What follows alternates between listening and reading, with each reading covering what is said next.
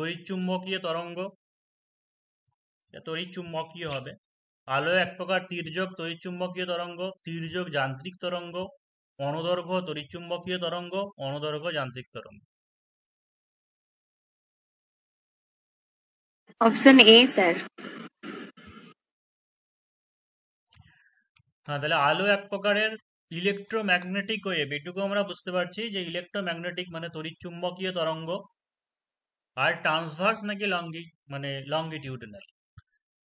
Longitudinal যেটা ইংরেজি বলা হয়, লঙ্গিটিউডিনাল মানে হচ্ছে অনুদৈর্ঘ্য, আর ট্রান্সভার্স মানে হচ্ছে তির্যক। মানে যেখানে তির্যক বলতে কি হয়, যে তরঙ্গের বিস্তার যেটা সেই কণার অভিমুখের সঙ্গে লম্বভাবে থাকে, 90 ডিগ্রি অ্যাঙ্গেল করে থাকে, সেটাকে তির্যক বলা হয়। তো আলো হচ্ছে সেটাই, মানে তির্যক এবং হচ্ছে তড়িৎচুম্বকীয় তরঙ্গ।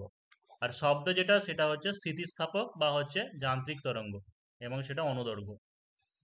মানে অনুদৈর্ঘ্য যান্ত্রিক তরঙ্গ যেটা আছে এটা হচ্ছে শব্দ।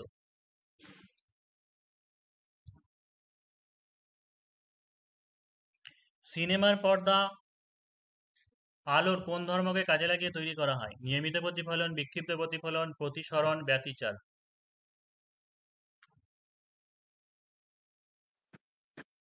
বিক্ষিপ্ত প্রতিফলন।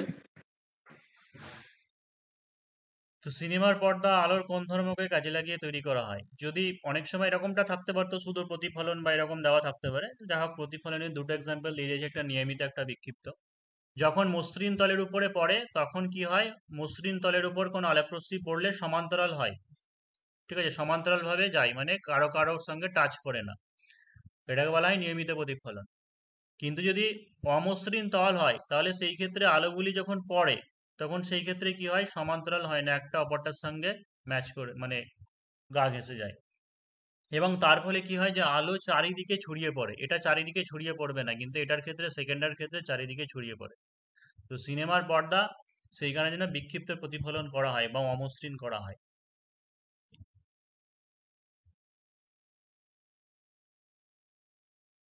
দুটি দর্পণের মধ্যবর্তী কোণ 90 ডিগ্রি হলে কয়টি প্রতিবিম্ব গঠিত হবে? দুটি, তিনটি, চারটি, অসংখ্য।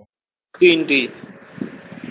তো জানো যে প্রতিবিম্বের সংখ্যার সূত্রটা হচ্ছে 360 ডিগ্রি বাই 90 ডিগ্রি মাইনাস 1। তাহলে 90 ডিগ্রি বাই 360 মানে হচ্ছে 4, 4 বিয়োগ 1 মানে হচ্ছে 3টি প্রতিবিম্ব গঠিত হবে। এটাই যদি বলতাম যে প্রতিবিম্বের মধ্যবর্তী কোণ 180 ডিগ্রি, 180 ডিগ্রি, তাহলে আবার কিন্তু আবার একটি হবে না। যদি 180 ডিগ্রি সমান্তরাল ভাবে রাখা হয় তখন কি হবে? অসংখ্য প্রতিবিম্ব হবে। অসংখ্য প্রতিবিম্ব গঠিত হবে। আর বাকি যেগুলো অন্য থাকলে পরে 90 ডিগ্রি, 72 ডিগ্রি যাই বলবে এই ফর্মুলা বসিয়ে করে দেবে। সূর্যাস্তের আগে পরে কিছুক্ষণ সূর্যকে দেখা যায়, এটি আলোর কোন ধর্মের জন্য হয়? প্রতিফলন, প্রতিসরণ, বিক্ষেপণ, বিচ্ছুরণ। তাহলে হচ্ছে এটা কি, আলোর প্রতিসরণ। তাহলে প্রতিফলনটা একবার মনে করে দিই, ওই যে সিনেমার পর্দা বললাম, তারপর একটা হচ্ছে পেরিস্কোপের কার্যনীতি, পেরিস্কোপ বা হচ্ছে টেলিস্কোপ আলোর প্রতিফলন ধর্মকে কাজে লাগিয়ে হয়। আর প্রতিসরণ ধর্ম অনেক এক্সাম্পল আছে, যেমন নক্ষত্ররা মিটমিট করে, তারপরে হচ্ছে কোনো একটা কাঁচের দণ্ডে যদি দণ্ডকে জল থাকে তাহলে জলতল কিছুটা হালকা মনে হয়, তারপরে কোনো দণ্ডকে ডুবিয়ে রাখলে পরে দণ্ডটাকে পাকা মনে হয়, ঠিক আছে, এই সমস্ত জিনিসগুলো হচ্ছে সব আলোর প্রতিসরণ ধর্ম। 18 নম্বর, কোনো অসুবিধা ছাড়াই সর্বনিম্ন কত দূরের বস্তুকে আমরা দেখতে পাই? 20 সেমি, 22 সেমি, 25 সেমি এবং হচ্ছে 30 সেমি।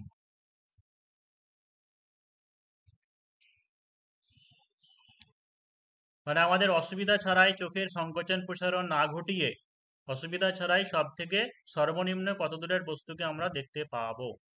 সেটা হচ্ছে 25 সেমি, 25 সেমি। সমতল দর্পণের ক্ষেত্রে প্রতিচ্ছবি বস্তুর থেকে ছোট হয়, প্রতিচ্ছবি বস্তুর থেকে বড় হয়, প্রতিচ্ছবি বস্তুর সমান হয়, বড় বা ছোট বা সমান সবই হতে পারে। যে সমতল দর্পণের ক্ষেত্রে প্রতিচ্ছবি বস্তুর আকারের কি হয়, সমান হয়, মানে এটা সর্বদাই, ঠিক আছে, সর্বদাই লেখাটা করতে পারো। এবং প্রতিচ্ছবি বস্তুর থেকে ছোট হয়, সেটা কি, সেটা কোন ক্ষেত্রে হয়? এটা উত্তল লেন্সের ক্ষেত্রে। আর প্রতিবিম্ব বস্তুর থেকে সর্বদা বড় হয় যখন, সেটা হচ্ছে অবতল লেন্সের ক্ষেত্রে।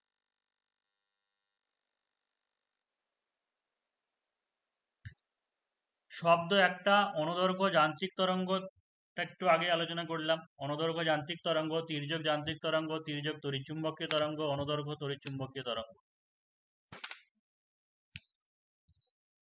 তাহলে হচ্ছে অনুদৈর্ঘ্য যান্ত্রিক তরঙ্গ।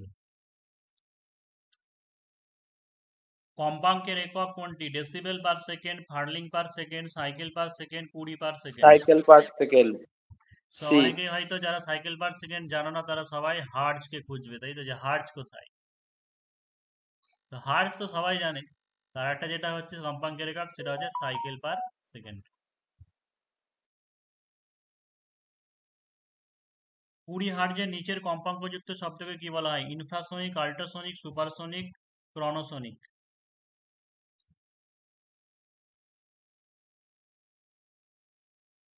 তো যে 20,000 হার্টজের নিচের কম্পাঙ্কযুক্ত শব্দকে বলা হয় ইনফ্রাসনিক। 20 হার্টজ থেকে 20,000 হার্টজ এর ভেতরে যে কম্পাঙ্ক, সেইগুলো হচ্ছে শ্রুতিগোচর, মানে এইগুলোকে আমরা শুনতে পাই। এর নিচে যেটা হচ্ছে সেটাকে বলা হচ্ছে ইনফ্রাসনিক। আর 20,000 বেশি, মানে 20,000 কম্পাঙ্কের বেশি, সেটাকে কি বলা হচ্ছে? আল্ট্রাসনিক। বা বাংলায় কি বলা হচ্ছে ওটাকে? শব্দোত্তর। যেটা কম 20,000-এর নিচে, সেটাকে বলা হয় শব্দেতর, আর এটা হচ্ছে শব্দোত্তর, মানে তার বেশি। তো আল্ট্রাসনিক শব্দ, ওটা যেন ওটা প্রয়োগ করে কি করা হয়, বিভিন্ন জীবাণু টিবাণু ইয়ে করা হয়। তারপরে ওই যেটা সোনার যন্ত্র আছে, সাউন্ড অ্যান্ড নেভিগেশন রেঞ্জিং, অর্থাৎ জাহাজের তলদেশে লাগিয়ে সেই মাছের ঝাঁক, তারপরে হচ্ছে জাহাজের ধ্বংসাবশেষ ইত্যাদি খোঁজা হয়, ওটা হচ্ছে আল্ট্রাসনিক। বা আল্ট্রাসোনোগ্রাফি হয়, বিভিন্ন দেহের চিত্র টিত্র করা হয় কোন জায়গায় কোনো কিছু মানে রোগ নির্ণয় করার ক্ষেত্রে। বিশ্ব স্বাস্থ্য সংস্থার মতে শব্দের নিরাপদ মাত্রা কত ডেসিবেল? 60, 55, 50, 45।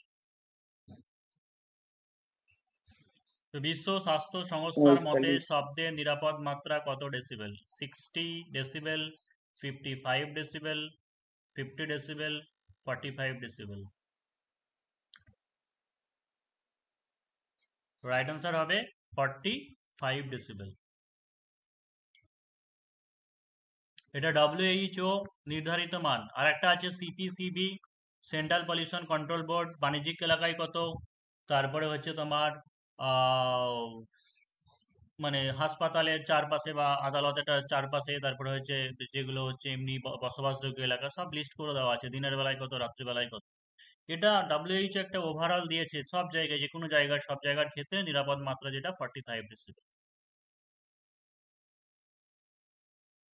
ক্রমবর্ধমান কম্পাঙ্ক অনুযায়ী সাজাও। গামা রশ্মি, এখানে 4টে অপশন তৈরি করতে পারিনি, সেই জন্য আমি জাস্ট এক্সাম্পল গুলো দিয়ে রেখেছি। গামা রশ্মি, অতিবেগুনি রশ্মি, অবলোহিত রশ্মি, এক্স রশ্মি। এবার এগুলোকে আমাদেরকে সাজাতে হবে। এবার ABCD অপশন দেওয়া থাকতে পারে, ক্রমবর্ধমান, ক্রমহ্রাসমান, বা গ্রেটার দ্যান, লেস দ্যান দিয়ে বিভিন্ন অপশন তৈরি করতে পারে। মানে আমাকে এখানে যেটা সাজাতে হবে, ক্রমবর্ধমান, মানে সব থেকে কম কে আগে সেটা সাজাবো, তারপরে বেশি, মানে তারপরে এইদিকে আস্তে আস্তে বেশির দিকে যাব। তাহলে গামা, অতিবেগুনি, অবলোহিত, এক্স, এই চারটের মধ্যে কম কে সব থেকে?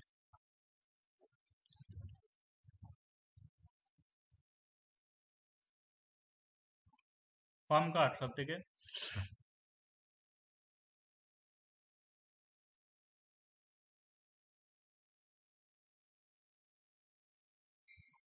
অবলোহিতের সব থেকে কম। বাংলা ইংরেজি গুলিয়ে ফেলছি নাকি? অবলোহিত মানে ইনফ্রারেড, তাই তো। অবলোহিত সব থেকে কম, ইনফ্রারেড।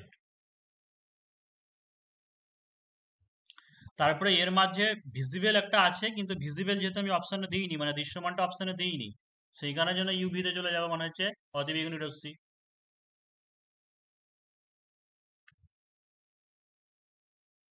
সরি, গ্রেটার দ্যান চিহ্ন দিয়ে দিয়েছি, লেস দ্যান চিহ্ন হবে।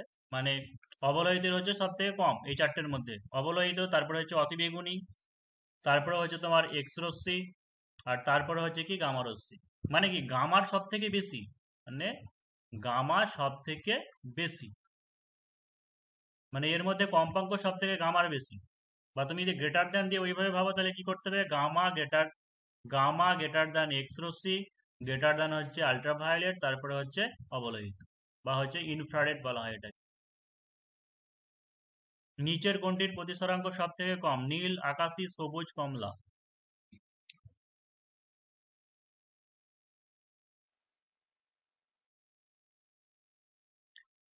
বেনিয়া সহকলা, তাই তো, মানে হচ্ছে বেগুনি, নীল, আকাশী, তারপর হচ্ছে সবুজ, হলুদ, তারপর হচ্ছে কমলা।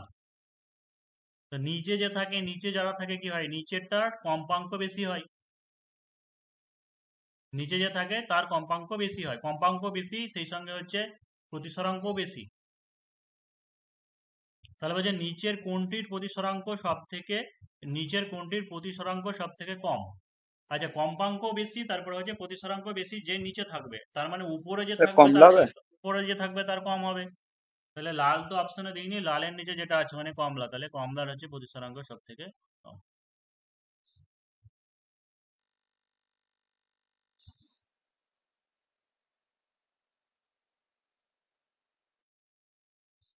আর তাহলে দিইনি, 25-এর মধ্যে কে কত পেলে তাই বল।